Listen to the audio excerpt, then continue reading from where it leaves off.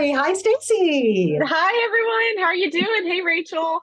It's good to see you as always. Good to see you as always. Also, I don't know about you, but I am like hyped up after that little video introduction that Barnes and I Noble put know, right? together. I was like, I want to read those. Those look I really know. I know. Well, it's so great to see everyone. Thank you so much for joining us. Rachel and I were actually just talking briefly before we jumped on here. This is our third year in a row, I think, that our books have been coming out at around the same time, around the same week, and we are always able to finagle an event together, which we love. So this is, I think, both of our first event of the touring season. Is that right for you? I know it's my first event. But yeah, no, it is. It's really funny that we've managed to like do this 3 years in a row now. Like we met and we were immediately like, okay, like Southern girls writing Southern thrillers. We got to be friends. We got to do stuff Yeah, together. So yeah, I know. it's amazing. So since the Heiress comes out tomorrow, do you want to kick us off and just kind of introduce yourself to readers who may not know you and tell us a bit about the book? Sure, sure. So yes, I am Rachel Hawkins. I am the author of all kinds of books. I started in YA in the early 2000s, and now here I am in thrillers. I also write romance under the pen name Erin Sterling. So the X Hex and the Kiss Curse. I like to say that if I've got like a murder book and a kissing book once a year, like that's all you need in life, really. So the Heiress is actually, I think it's book number 17 for me, which is kind Wow. of crazy. So yeah, so that's Gosh, me. good for you. That's amazing. Yeah, and for those of you who don't know me, I am Stacy Willingham. I am the author of A Flicker in the Dark, which was my debut that came out in 2022. All the Dangerous Things, my second book that came out last year in 2023. And now Only If You're Lucky, my third book, which is coming out next Tuesday, January 16th. So I write exclusively psychological thrillers. I'm in awe of Rachel and how you can write both A, 17 books, that's incredible, and also B, different genres, because I can't even wrap my mind around that. So good for you. Okay, it's just the ADD, Stacey. That's Yeah. all it is, to be honest. I'm in the mid. I am almost done with the Heiress. I've been reading it all week, and I have like 2 chapters left. So I'm really excited to hear you talk about it and talk about the idea behind it and your process and all that fun stuff. So do you want to kick us off? Yeah, absolutely. So the Heiress, ta-da, I have to get it like so it's not blurred, but it's beautiful. So the Heiress is the story of obviously an heiress. And I've got to be sure I've got this right as this tour is going. Ruby McTavish, Callahan, Woodward, Miller, Kenmore. It's quite the name. It's quite the name.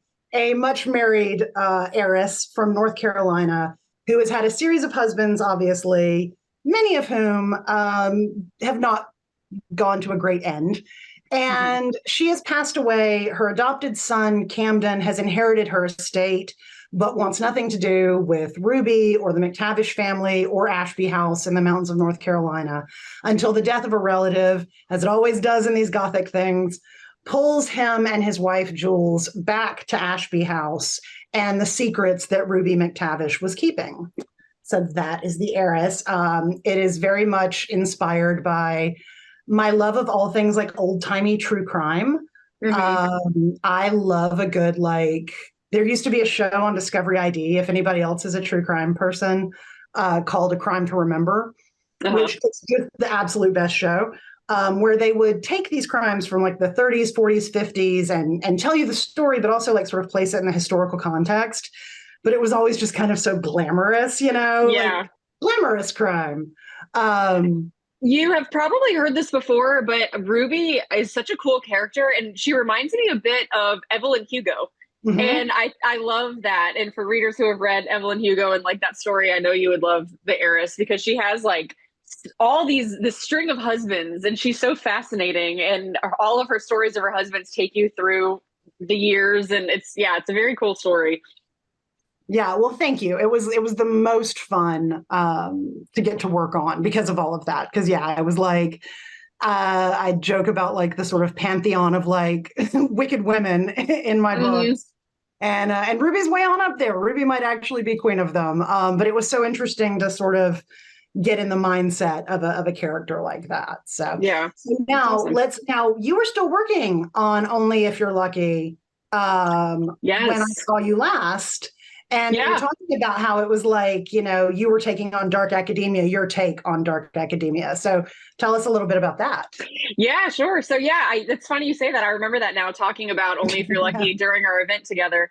Yeah, so it's done now. It'll be out next week. And it is my take on a dark academia novel. It's very different than my first two books, which is, it's always nerve-wracking to try something new, but I am really glad I did. It was a fun book to write, and I'm super proud of it. But basically, in a nutshell, Only If You're Lucky is about a college freshman named Margot, who is very shy, very quiet, kind of, very reserved. She kind of is described as malleable. She doesn't really know who she is. She doesn't have a strong sense of self. But even kind of what exacerbates that her freshman year is she's grieving the death of her high school best friend, Eliza, who died the summer going into their freshman year. Margot and Eliza were supposed to go off to college together. They were supposed to be roommates.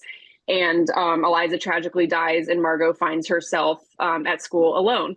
And that has really caused her to just close up and stay in this little shell until at the end of her freshman year, she meets a girl named Lucy, who Lucy is basically the opposite of her in every way possible. She's confident, she's outgoing, she's charismatic. People just like look at her when she walks in a room. And Lucy asks Margot to live with her and two other girls in a house off campus, really for no reason. She says, we have this house, we have an open room and no one to fill it. Do you want to move in with us? And Margot is starved for friends. She's kind of starved for a purpose, and she doesn't really have any other options. So she says yes.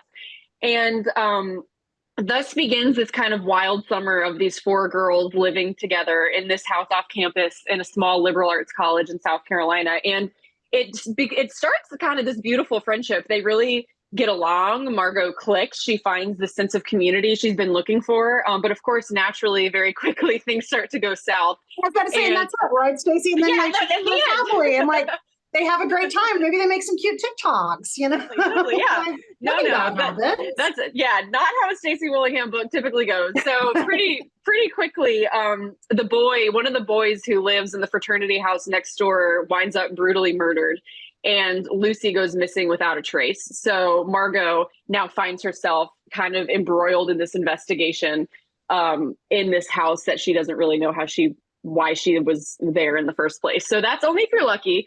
In a nutshell. I hope I've piqued your interest. Definitely. I have the galley of this, and I read the first chapter last night, and I was like, yeah. But I'm saving it because I have like a million plane trips this week. Mm-hmm. It's like, I'm going to need you. Like, oh yeah, I feel this that. This is my reward for getting on a plane. So Rachel and I got like a ton of questions from you guys. I think we got like 40 questions from the audience. And we want to make sure we get through as many of these questions as possible. So do you want me to just kind of kick us off, Rachel, with some of these questions? Go for it. Yeah? Yes, go for it. Cool. Okay, so he asked, what inspired your latest story for both authors? I love this question. That's always my favorite question to ask an author. So do you want to go first? Yeah, sure. So like, as I said, I love that. Like there's so many things in this book. First of all, like the sort of general caveat that I think, Stacey, you probably agree with me. Like, I think sometimes people have an idea that like book ideas come and they just come like whole cloth. Like, it's like Athena from Zeus's head or whatever. And maybe that happens. I'm not saying it can't happen, but for me, it's more like ideas eventually, things that interest me kind of stick around in my brain. Yeah. And eventually I actually said to my husband last night, that it's like there's always kind of like a treasure chest in your head. And sometimes you see something that interests you and you're immediately like, hold up. There was another thing that can I smush these things together? Yeah, that's exactly. Yeah. I was going to say, that's how it works for me too. It's like, I'm always surprised how many separate ideas their way into one book, like things that seemingly don't relate at all, but they always find their way into one book. So I find that so fascinating. It's the wildest thing. So this one was born both, again, my love for the television show A Crime to Remember. Mm-hmm. And specifically, they did an episode on the Ann Woodward case, which is Ann Woodward was a socialite in the 50s. If you're looking forward to the new Ryan Murphy show, Feud, Swans versus Capote, Ann Woodward will be in that. Nice. It was, a socialite who accidentally killed her husband thinking he was a burglar, and it became this huge scandal. Oh, wow. And I just always found that one particularly fascinating. And so there was that of a like, murderous woman, kind of, Yeah. who maybe it was an accident, maybe it wasn't. Nobody could ever really say for sure. And then years and years ago, I listened to a podcast. I think it was an NPR episode, actually, about the Bobby Dunbar case. And Bobby Dunbar was a little boy in, I believe, the 1920s, maybe the 1930s in Louisiana, who went missing. And then they found him like, Yeah. a year or so later. And he lived his life, and everyone was like, oh, thank God he was kidnapped. How awful. But now he's back. And after he died, one of his grandkids was like, was this though Bobby Dunbar? Like, was this the same kid? And did DNA test? Who knows who this kid was? Right. He had like parents who showed up and were like, I'm pretty sure that's my kid. Yeah. And everyone went, no, this is Bobby Dunbar. And I just was like, what a wild thing. Like, and what a, and the way that too, like that really, the decision of that one grandkid to do this DNA testing to find out really split their family. Like, right. Some relatives were like, it doesn't matter. Why are you digging up this? Like, we don't even really want to know. Yeah. Yeah. But then there was like at the end of it, this really lovely bit where like one of his relatives says that he did so much though, this kid, that became Bobby Dunbar with his life. And he's like, I think in the end, like if he sensed that, because he was very little when he disappeared, like 2 or something, he was like, if he didn't know who he really was, he was like, I think that he was living 2 lives. He felt like he was living for whoever the person he really was, but he was also living Bobby Dunbar. And all of that, I was like, that is so like narratively rich. Yeah. But again, I think I listened to that episode in like 2014, 2015. So it took this long for Bobby Dunbar to make his way into this. Yeah, it is wild. I mean, I always say real life is stranger than fiction, and all 3 of my books now have in some way, shape, or form been inspired by a true crime case. Because I think we read these things, we watch them, and we're like, God, this is insane. Like, how could this actually happen? And then that sticks in your head. And as writers, I think we tend to, at least I tend to obsess over things, and I just want to I want to understand, like, how could someone do this? How could someone, act this way? Only If You're Lucky is kind of a little different for me to the inspiration behind Only If You're Lucky. It actually started with, well, I guess I'll go back and say my first 2 books were very concretely inspired by true cases. A Flicker in the Dark is the story of a serial killer's daughter. And I came up with that idea when watching a documentary about serial killers, and a picture of Dennis Rader, who is also known as the BTK serial killer, walking his daughter down the aisle at her wedding came up. And so that was very clearly like father-daughter relationship. Father is a monster. What would it be like to be the daughter? All the Dangerous Things was, again, similarly an article I read in the Washington Post about a cold case that piqued my interest. Only If You're Lucky, though, is different because the idea actually came to me from a house I lived in college. So the main setting of Only If You're Lucky is this off-campus house where these 4 girls live. And the thing that makes it a little bit unusual is the house is owned by a fraternity, and the fraternity uses the house to house the brothers when they have particularly large pledge classes. But when they don't, and they don't need the extra space, they rent it out for super cheap and other students live in it. And by definition, then the fraternity boys are the girls' landlords.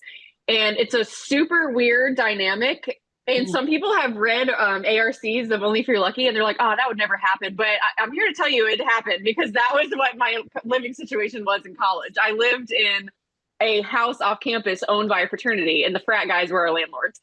And amazing.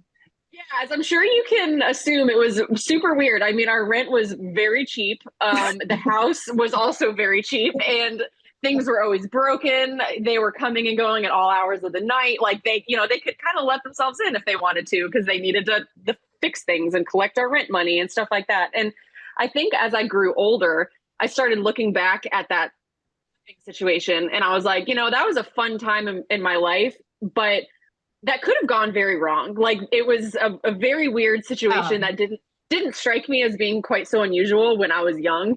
and in college.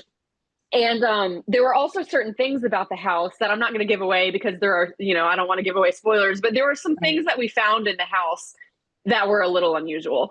And so for me, Only If You're Lucky started with this house and wanting to write about this house because I had lived in this college situation myself that in hindsight is just something that I thought was really worth exploring.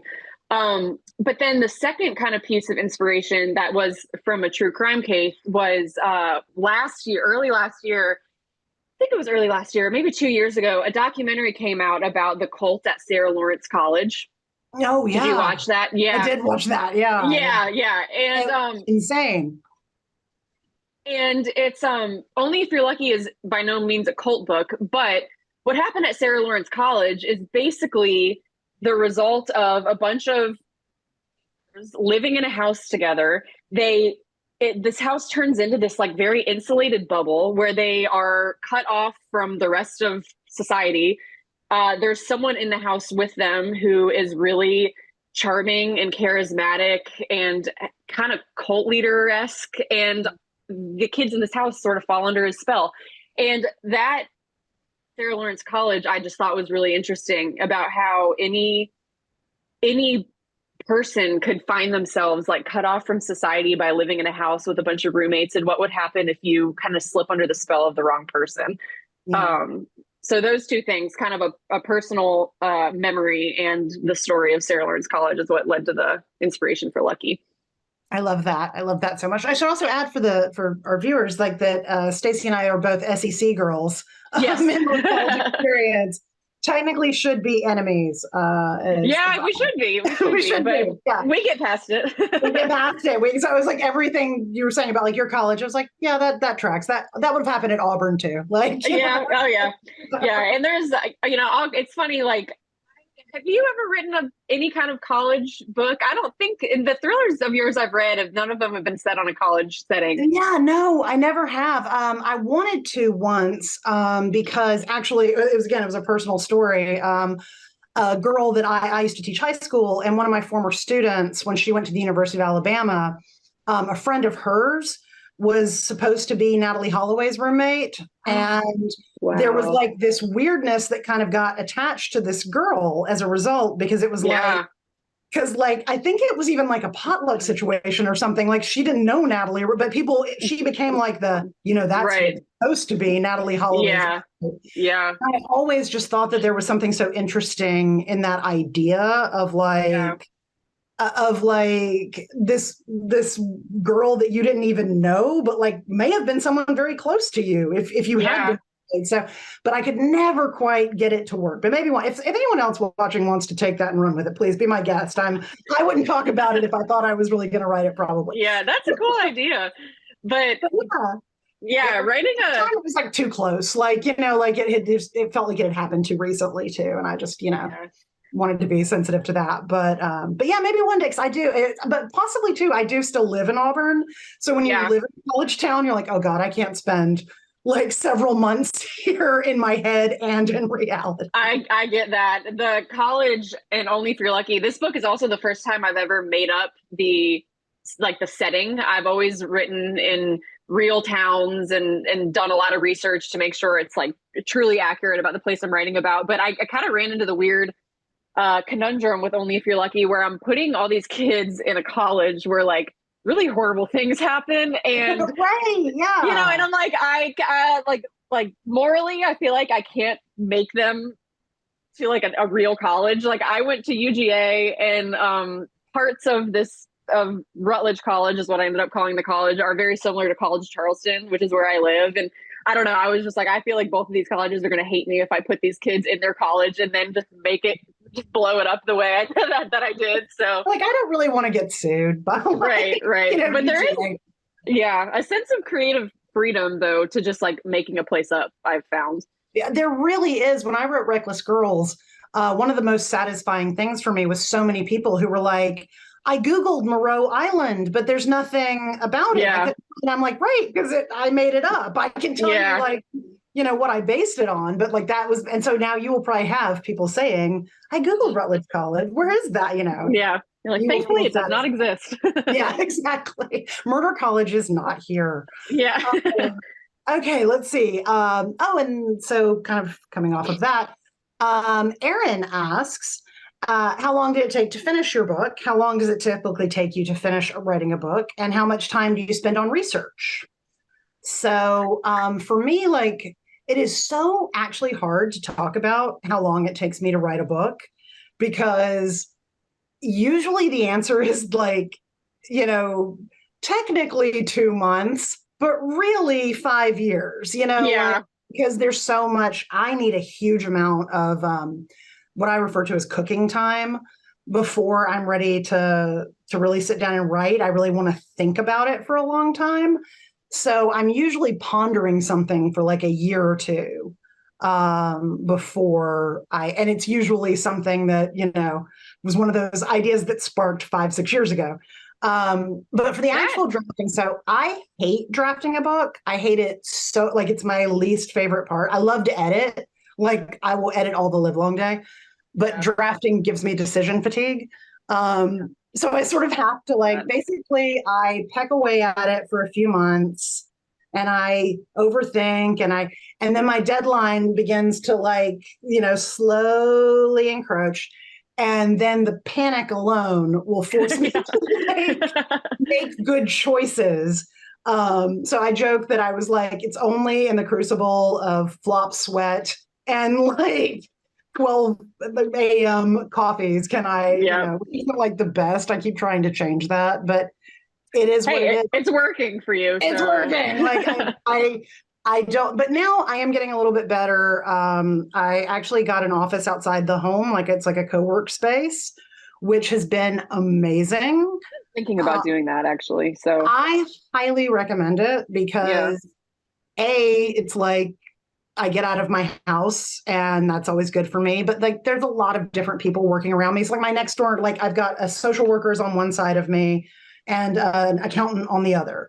And there's something about just sort of being surrounded by people who are all kind of doing different things. Yeah. So now it's getting a little more measured where I go in at like 9 and work until about noon and then day. So that's really helpful. Yeah. It's all over the place for how long it takes. And as for research, I don't do a huge amount of research simply because usually by the time I write the book, like it's an idea I've already been very interested in for a long time. So I've kind of naturally absorbed the information that I needed. Yeah. Yeah. That's how it works for me too. I by the time I sit down to write the book, I have been thinking about it for at least a year. And not only thinking about it, but watching documentaries, listening to podcasts, reading books. So like the research comes naturally just due to my own interest in the subject matter. And then if I need to do more research about like a particular place, or there's so many little things like what kind of plants grow in a certain region at a certain time of year, like very specific stuff like that. That research comes as I'm writing. Mm-hmm. But yeah, we've talked about our processes before, and it's always interesting to me how different people go about doing things. Because you told me once that you draft, and correct me if I'm wrong, but your drafts are pretty short, right? And then when you edit, really, really short. Yeah, they're like 50,000 words. Like I add the edits because it's like I want my editor. I also have a very brilliant editor who I really trust, and I know that she knows what I want. Like she can see the vision, as it were, in kind of 50,000 word mess I hand her. But I feel like I'm always handing her like the leanest. Like here it is stripped down to the bone. But these are the bones. So now let's figure out where we're putting flesh and also where we're putting now like hair fixing and costume and all that, Yeah. It's a really morbid image, but thrillers. Here's skeleton. Here's a skeleton. Tell me what to do with it. That's for you.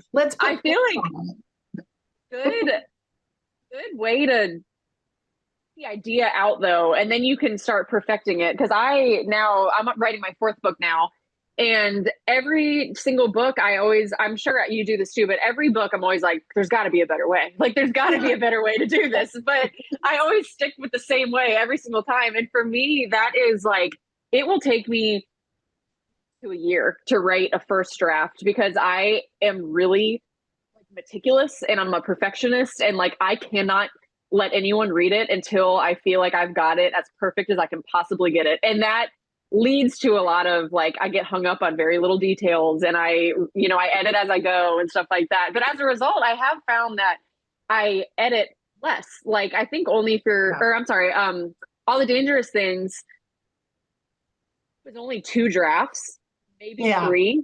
Mhm. And Only If You're Lucky was similar, probably 3 drafts. And so once I have this first draft done, it's a mess and it needs work, but I've been working on it for a year and I've been editing Yeah. as I go. So the first draft actually was probably edited like 15 times while I was writing it. Yeah. So that's my process. I would say it typically takes me about a year to write a first draft, but then I can get it wrapped up in about like 6 months after that. So probably a year and a half total. But that doesn't count, like you said, all the time spent kind of like thinking about it and researching it. And I'm actually a firm believer in that, like the vast majority of the work when it comes to writing a book happens away from the computer. Like the best example I have is I kind of forced myself to take some time off over the holidays. I have so much to do. I'm sure you do too, with like the tour coming up and the constant deadlines and stuff. I was like, God, I need to be writing. I need to be at my computer. But I gave myself like a solid week and a half off. And in that week and a half, of course, I'm still thinking about the book and I'm Right. obsessing over the plot holes. And then I figured stuff out. So now that I'm back at the computer, the time is spent like a lot more efficiently, I think. Exactly. I'm a big, big believer in like seasons. Like I Yeah. tend to have like heavier writing seasons, which Yeah. tends for me to be in like the summer and the fall. But then like by the spring, like after a book comes out, I'm usually kind of like settled. So, and then I Yeah. really just read and do hobbies and, be a Right. normal person. So, Yeah. This is a question from Shar. This is a good one. She says, what keeps you psyched when the writing is hard? Because it does inevitably get very hard sometimes. because what does keep me psyched when the writing is Yeah. done?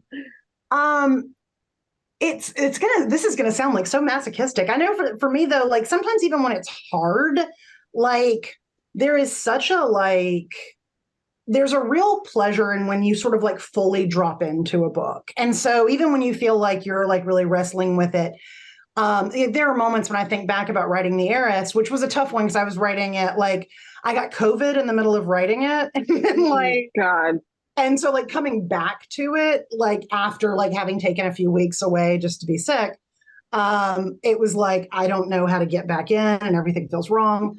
Yeah. Um, but like when I was finally like really in it, like it's like you're in a slipstream, and you Hmm. remember like I can just think about like sitting in my guest room working on this. And it was like, I like to get up super early in the like 4 a.m. or so, 5 a.m. and work in like the Oh, really wow. quiet. My, Yeah. my kid is like, running around for the bus at like 7. Yeah. So like Yeah. 4 Yeah. is a really good time. 4 to 7 is great.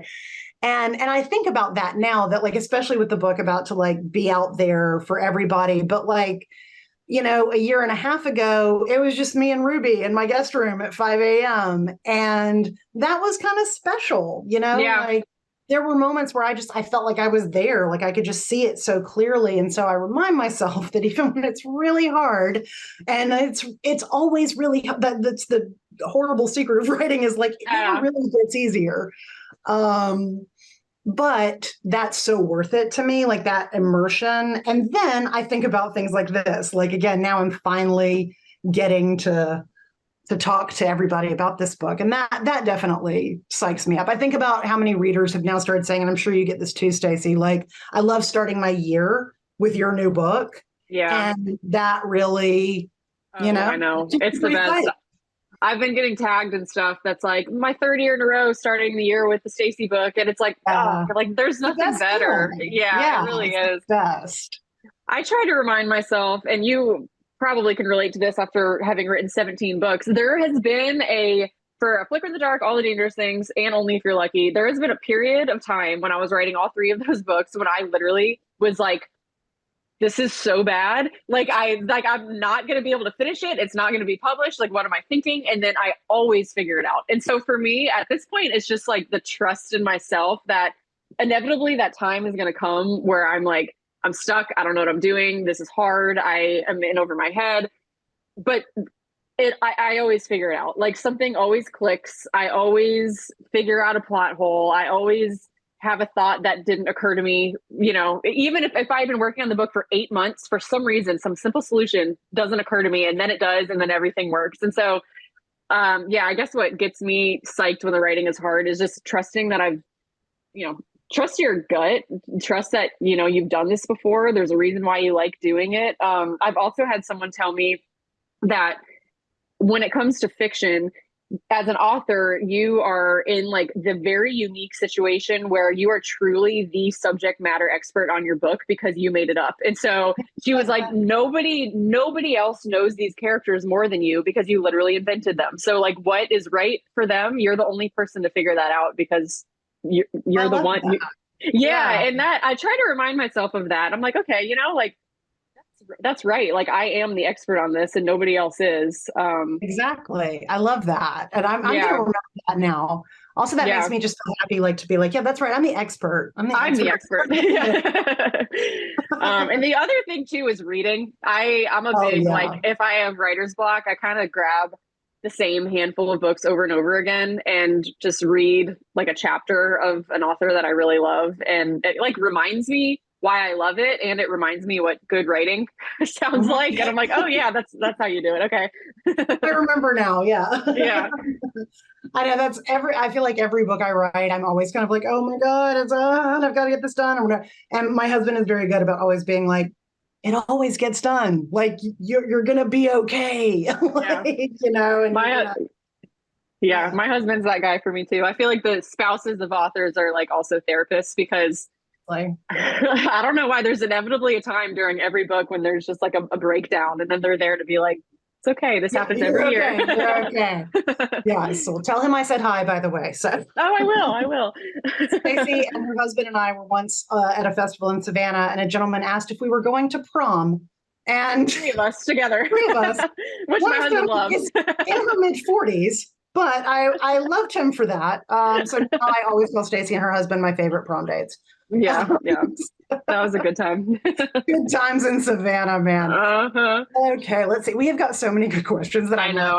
Like, y'all are so smart. Okay, somebody asked for me, like, why did I decide to set the heiress in North Carolina? So that's right. We're in like dueling Carolina books right now. Mm-hmm. Yeah, we are. So why North Carolina? So as I'm from Alabama, and my first adult thriller, The Wife Upstairs, was set in Alabama, which was super fun to do. And my second book was like set all over the place. And then the third was also slightly in North Carolina. So it was like I was already like making my way there, I think. Yeah. I just thought that like I love North Carolina. I did Ancestry not too long ago and was really mad to see that my family had like all like started there and then just kept making their way south. And I was like, yeah. Stay. It's a little bit cooler and the weather's a little nice. So yeah, I love the area. I loved the mountains in that area, and like thinking of places like Asheville, which is so gorgeous. And I'll be there on tour. So I've never been there actually. So this will be my first time. Yeah. But yeah, I thought it was such a good setting for this. I loved the isolation of like the idea of like a big house in the mountains, while Ashby House is nowhere near on the scale of something like the Biltmore. Yeah. But there's a similar kind of feel, like sort of, and also I'd read several books like set in that area about like there's Ron Rash's Serena was a big one, about the way that like lumber guys could really they owned like entire towns up there, Yeah.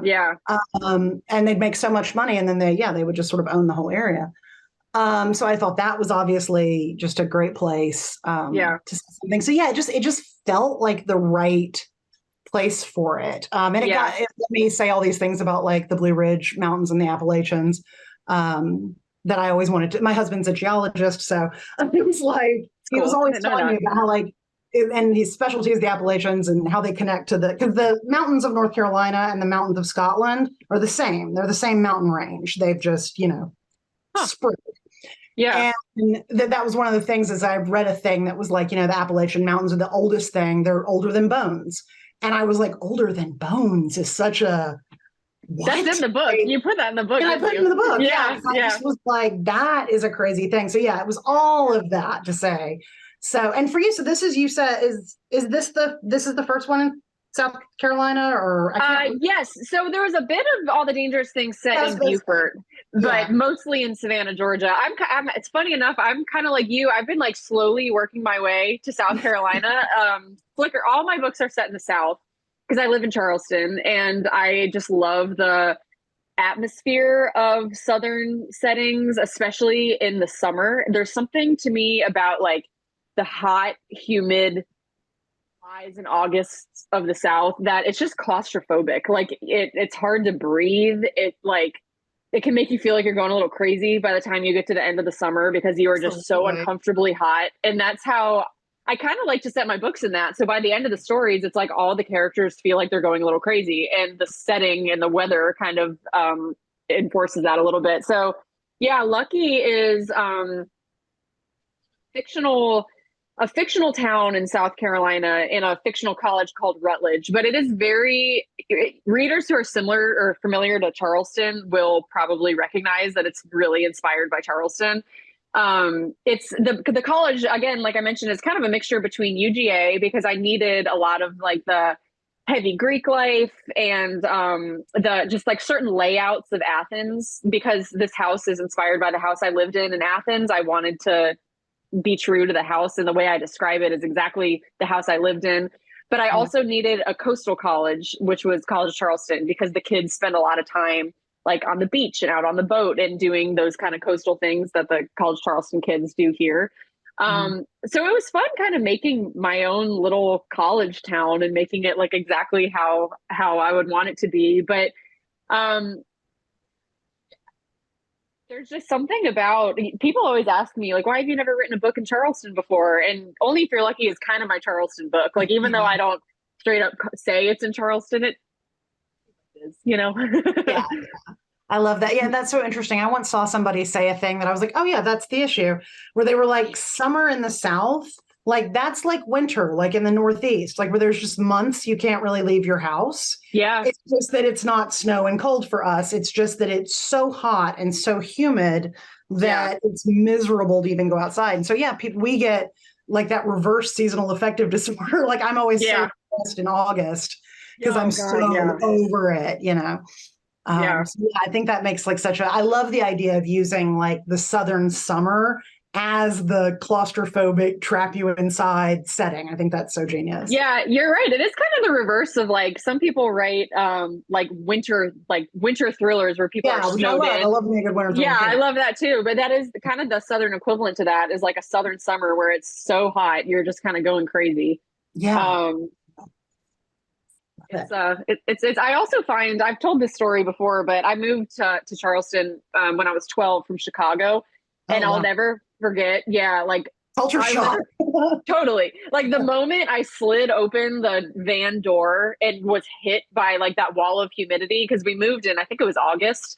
I was like, where the hell am I? Like, I've never experienced this before in my life. And so I like kind of creating that atmosphere for people who may not be familiar with it, because it is so different. But then the people who do live down here, they're like, oh yeah, like I know that smell. I know those noises. Like I like kind of bringing people back home. Yeah, same. My first book is set, my first YA, Hex Hall, is set like on an island off the coast of Georgia. And like the opening line is like, where her mom's like, what do you think? She's like, well, I always wondered what it would be like to live inside someone's mouth. Because it's like, that's what it feels like. That is what it feels like. So, okay, so I'm going to jump back into one of these. Let's see, Rachel Donovan says, who's your favorite character in this book and why? Oh gosh. This was like, of all of my books, this was the one where I kind of loved everyone the most, or like my people I was working with, for different reasons. Weirdly, my favorite character, I mean, obviously like Ruby was like the most fun to write, and writing the sections of the book that are her letters that she's writing.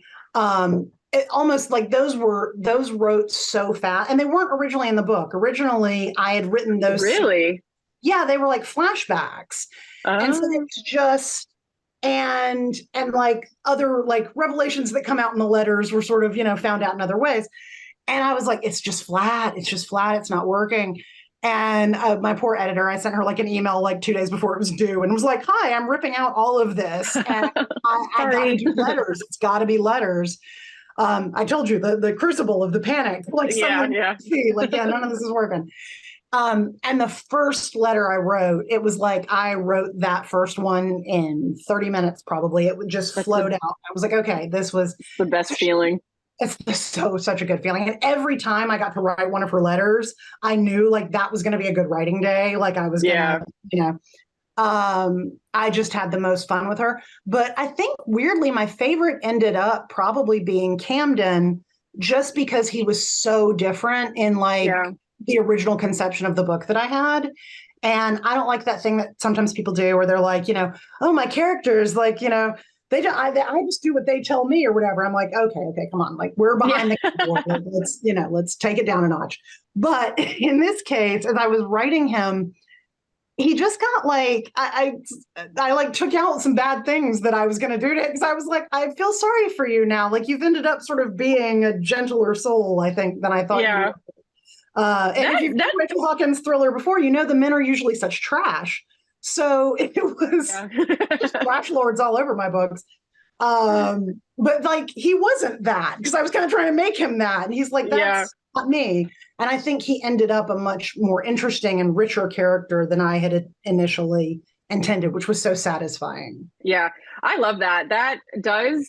I try not to get so woo-woo that I'm like, the characters do what they tell me. But I have, in every book, I have had a character who I thought was, who actually I'm like, no, he's not. Or a character who I thought was good that actually shows their true colors. There's something about just the process of writing that kind of reveals a character to you in a way you didn't initially expect.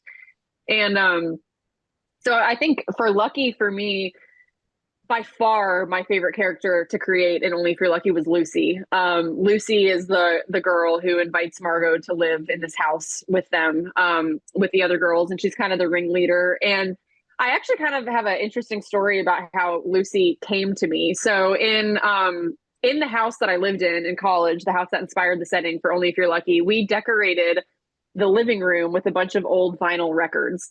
There's a record store in Athens, and we went there and bought a bunch of records for cheap. And we had like Jimi Hendrix and AC/DC and the Doors and the Beatles. And so in trying to get back into the headspace of living in this house, I was listening to all this old music, and I was listening to the Beatles one day, and Lucy in the Sky with Diamonds came on.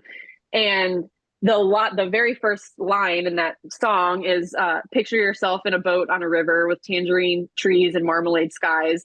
Somebody calls you, you answer quite slowly, a girl with kaleidoscope eyes. And I had this like scene come in my head of a bunch of kids on a boat in a river in the South, and the sun is setting, and so the sky is orange and the water is orange, and someone is like calling your name, and you turn around and there's this girl with these really like magnetic kaleidoscopic eyes, and there's something about her that is just like pulling at you, and you don't know what it is. It's just like she's hypnotic and she's a little eerie, and you just can't say no. And that became Lucy.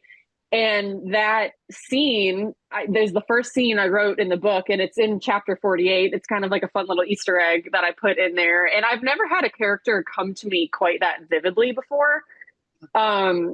So yeah, that's how she started, was just that lyric. And that's why I called her Lucy. And that's why there's kind of Beatles references all throughout the book, because that song is, how she came to be. But she's so like, everyone knows a Lucy. She, the kind of person who like, she seems perfect, but is so far from perfect once you actually get to know her, and she's just so multifaceted and fun. I had a lot of fun writing her, even though she's a little crazy. Those are the most fun though. Like, yeah. All right, so let's see. I think we've got time for one more. I think we'll do one. Yeah, more. maybe. And let's see. I like this one from Helen. Do you know how a book is going to end before you start it? How chronological is your writing process? You want to take that one first, Stacy? Yeah, sure. And actually, there was another question too, and this kind of ties into that one. Someone asked how, I can't find the question right now, so I'm sorry, I'm not going to be able to read your name, but someone basically asked, how do you know if a book idea is good enough to start to actually turn into a book. And for me, it's the ending. So I do have to know the ending before I start. And when I think of an ending, at any given time, I probably have like 5 book ideas kind of bouncing around in my head, just based off of like stories I've seen in the news or things like that, that I find, you know, just something that's piquing my interest. But I have a hard time starting unless I know that I have a really good twist in mind for it. And once I have thought of the twist, that's when I'm like, okay, I'll dedicate the next 2 years of my life to this. Like I need to know the twist, and I need to know that the payoff will be good. And like, there's some sort of method to the madness. Like I know where I'm going. So yeah, that's for me, that's how I pick an idea. So out of like the bank in my head, once one of them gets an ending that feels good, I'll pick that one and I'll start to write. And then from there, I go totally chronologically. I just start with the prologue or chapter 1, and I work towards the end. And I give myself flexibility to move things around. I mean, only if you're lucky. Again, this was a different book for me to write for a variety of reasons, but I mentioned I wrote chapter 48 first, that scene. And then that's the first time I've ever done that. You know, normally I write from the beginning and go straight through, but yeah, so for me, it's almost totally chronological. Like the flashback scenes, all of that, I just write as I go. But I have to know what I'm working towards. And then very often the ending changes in some way, shape, or form. But usually the main twist has never changed, because it's that informs like the theme and the kind of the points I'm trying to get across. Like that, yeah, I have yet to have that actually change. What about you? Yeah. No, and so I don't write chronologically, but I do have to know the ending, yes, before I start. For me, the thrillers, it's really important. I always say this, that like thriller mystery readers are like the smartest readers there are, and they read a ton of these books. Yeah. And so I'm always very aware that like I'm not going to be able to surprise all of them, but I need to at least satisfy them. And so I need to be sure. So my goal is always that I want the reader to feel like they're one step ahead of the characters, and I'm trying to stay one step ahead of the reader. And so for me, I do like a big document before I even get started. That's like anywhere from 10 to 15 pages, where I'm just sort of telling myself the story. And once I have that, and that can change. And also that's like so freeing, because if like with the Heiress, like the first few versions of it, it was just very like, it was very different, and it was freeing to be able to chuck that, because you're like, it's only 5 pages, it's fine, who cares, you know, as opposed to an entire book.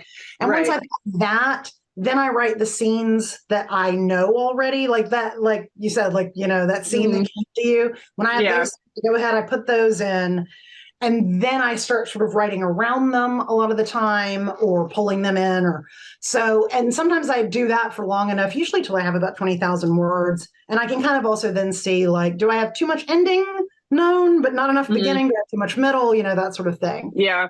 Then I will usually, once I've got about half of it done like that, then I'll start and from the beginning and go. One thing I have to know the end.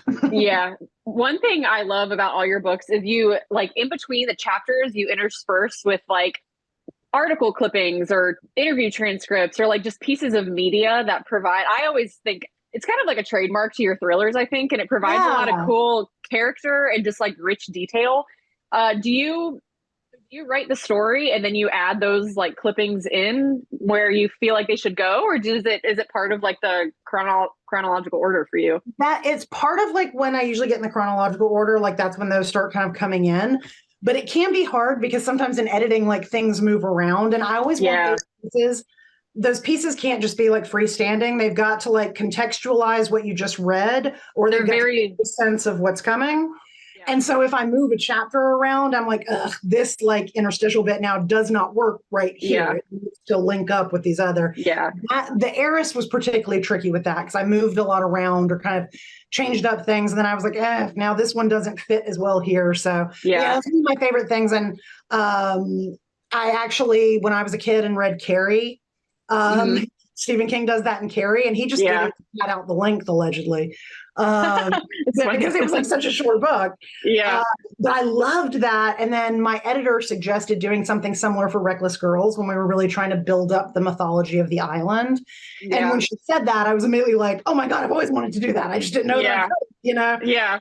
And since then, I've just run with. So we're always kind of open to like maybe one day it won't feel right for the book anymore, but not the case so far. So. No, and the last three books of yours that I've read, they add like it's so cool. It adds so much to the story. And I actually the Heiress, I was thinking in particular, they're so strategically placed and they're so like you'll read something that Ruby says, and then there's like this little, it's like almost like this little like tongue-in-cheek little thing afterwards. Yeah, I love it. Yeah. That's very intentional. And thank you, because that was like book Jenga at one point where I was like, Yeah. this one out, but, you know, so I very much appreciate that. Yeah. So Well, thank it you. works. So before we wrap up here, Stacy, what's next for you? What are you working on now? Well, the immediate what's next is my tour. So my tour for Only If You're Lucky starts next week, and I'm on the road for 2 weeks, which is really exciting. But simultaneously, I'm working on my fourth book, which will be out sometime in 2025. It's another psychological thriller. We joke about, you know, creeping closer and closer to home, but this one is actually set like 20 minutes from my house. So I'm getting very close to home, and I'm really excited about it. Yeah. Yeah. What about you? So obviously tour, and so yes, if you're in a bunch of areas, my tour dates are listed on my Instagram, and also if you go on my page on the Macmillan page, it's there. And yeah, I am working on my 2025 thriller, which also is bringing me back to Alabama for the first time since Nice. there. So coastal Alabama. Now people forget that Alabama has beaches.